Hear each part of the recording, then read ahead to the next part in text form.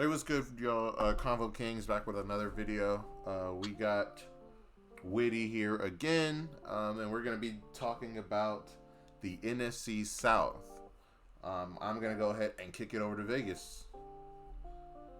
All right, so there's nothing really to this division. This division is probably the weakest out of every division in the NFL so far. So the team that should win are the Saints. They have the better defense, they have the better quarterback play, they have basically they're in position to win the division and at least make somewhat of a run. So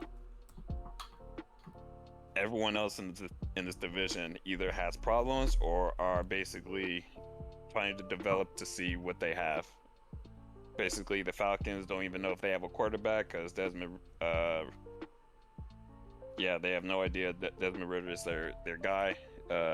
Panthers basically are just going through their rookie QB, Bryce Young, and yeah, he's a rookie, so we're not expecting much. He needs time to develop. And then Buccaneers are somehow glazing over Baker Mayfield when we already done this before, and we already seen what Baker Mayfield is, and that is a person who is flip-floppy, can't predict anything, and a person who would throw interceptions, 5 interceptions one game, and throw 4 touchdowns another game. So you have no idea what Baker Mayfield you're gonna get from him. So if I'm gonna go with the Buccaneers or the Saints, I'm gonna pick the person who's more predictable, and that's the Saints. So I'm going Saints number 1. I'm going Buccaneers 2, Panthers 3, and then Falcons last.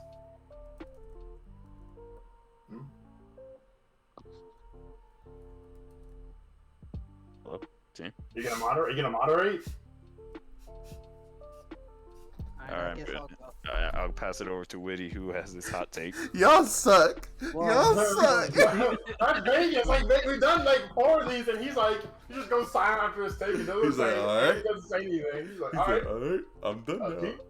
What? I said my piece. Okay, but you're supposed to moderate. So that's the difference. No, I said I'm the moderator. Yes. This bro ain't listening. That's why. Oh my. That's why Bijan was like, Vegas. It's your time. It's your time. All right, y'all just go ahead and keep talking because I ain't gonna cut this out. So y'all better make it in.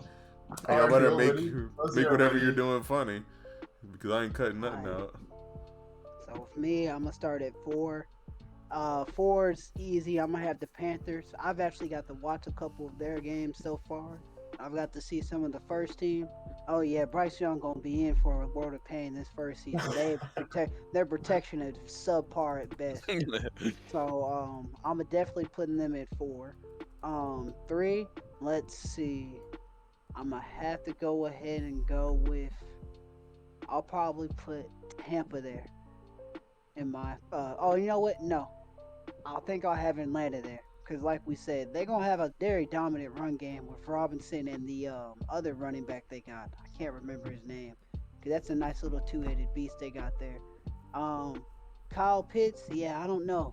I mean, I like him, but it's a run-heavy offense, and he's more of like a pass-catching threat. So, I mean, I still think they probably should have traded that pick a couple years ago.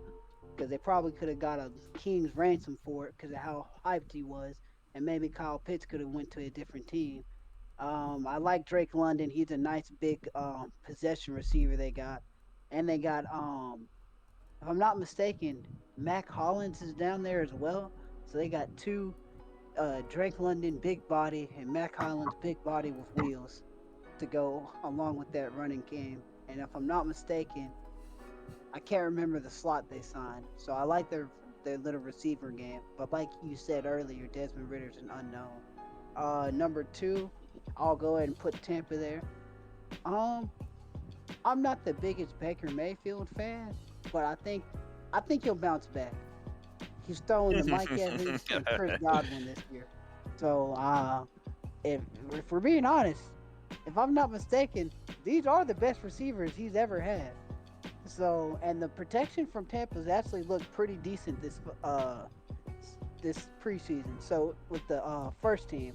So I mean, I actually think he won't. I don't think he'll explode, but I think he might post a decent comeback here. And number 1, I just like you said, the Saints should win on paper, and so far in the preseason, they look like they're one of the better teams. I'm actually a little worried about the defensive line. Cameron Jordan, or the, yeah, Cameron Jordan actually had one of his worst seasons last year, and I actually think he's been on the decline for the last couple of years. Um, Marshawn Lattimore played some of his best football last year, so there's that to bank on. Um, Michael Thomas is coming back this year. Well, hopefully, we'll see with Chris Olave and Rashid Shaheed at the third receiver. Looks like the Saints got some weapons. With too bad Alvin Kamara won't be able to start, but it's only 3 games, so I think they should be able to manage. So that offense looks dominant, but I think the Saints are going to struggle with their pass rush a little bit, and I think that's going to come back to bite them in the behind come toward the postseason. And I'll pass it to you, Noah. Yeah, appreciate it. So I'm gonna start off with my last team. So this is like this NFC South is kind of like it's a transition year where you have a lot of teams that are kind of seeing what they have and or don't know what they have. So I'm going to put the Panthers. Actually, no, I won't put them as the lowest because I do believe they might have very questionable offensive line right now. It's going to put a lot of strain on Bryce Young, especially as a rookie with receiving talent that's like, unproven, but it's there potentially with Jonathan Mingo, Laviska Shenault, and hopefully Terrace Marshall can get healthy. So with that being, so I will have them a little bit higher than the Falcons at 4 because the Falcons add a lot of pieces, but those are all really old pieces. Like Calais Campbell, I love him, but man's pushing like I think 35, 40 right now as a D tackle. So I don't know how much he has left in this tank. Even though he's been pretty good for most teams the last couple of years. It's a solid piece. Desmond Ridder, we don't know what we have. He's looked decent in the preseason, so I mean, I don't think he's like going to be awful. I just don't think he'll be great enough to help them win games because their corners are kind of suspect. They're relying on Jeff Okudah to be a starter, and he got hurt, so he's out for some amount of time. And AJ Terrell is a pretty good corner, but he also has his ups and downs. So I don't really see this defense being good enough to stop the offenses in like our division, as well as like I think we're playing the AFC East. AFC South this year, and they have some pretty the Jags have a pretty good potent offense. I think the Titans might have if Trenton Burks and DeAndre Hopkins can be healthy and play the full season, they could potentially have a pretty strong, potent offensive passing game as well as what they're running with Derrick Henry and Tajay Spears. So I do have the Falcons at number 4 because you don't know what they have, and with them being a primarily run team in a division with strong run defenses, I don't see that panning out well for them this year. Number 3, I have the Panthers just because, again, their offensive line is awful. It actually looks like the worst thing I've ever seen in my life. And it's coming from their high pick and Ikem Ekwonu. He's looked awful. Look, they don't have any kind of connection right now, so he needs to get better. If he doesn't get better this year, they have no chance offensively to score on a consistent basis. So I have them at 3, even though easily I can see the Falcons and Panthers flipping here. And number 2, I'm actually going to put the Bucs at number 2. I know it's probably a little bit higher than people expect, but because they have Mike Evans, who's had 1,000 yards his whole career, they have Chris Godwin, who's also a great receiving threat, and Trey Palmer, who's low-key being slept on right now as a top rookie receiver. And then they have Rashad White. He has weapons to move, probably more than he, again, like I think Woody Joy pointed out, he's had in his whole career. On top of that, I think the only thing I will say that'll hold the Bucs back is besides their defense maybe being a little bit older, and maybe their corners not playing as well as they did 2 years ago. I would say their offensive line did take a hit with Ryan Jensen being out for the year and probably out for his career. So they were already kind of low on O-line depth last year heading into this year. And so now you have a lot of unknowns with their interior outside of your tackles, and you have Tristan Wirfs who's struggling a little bit with the left tackle move instead of being at right tackle. But hopefully, he's a good guy, so I'm hoping he does actually, get it figured out. But that's why I have the Bucs at 2, just because they have the weapons. They might have the defense. If the defense can play like it did two years ago, maybe 3 years ago, then I think they'll be fine enough to win to even play second in our division. I have Saints at number 1 for obvious reasons. They have probably the most talented offensive roster in our division, as well as probably, even though that's not saying a lot, our offensive line is pretty solid in comparison to everybody else. Defensively, I think we have the best secondary, and I think also the best linebacking room outside of maybe you could challenge that with the Bucs as well, just because they do have Devin White and Levante David.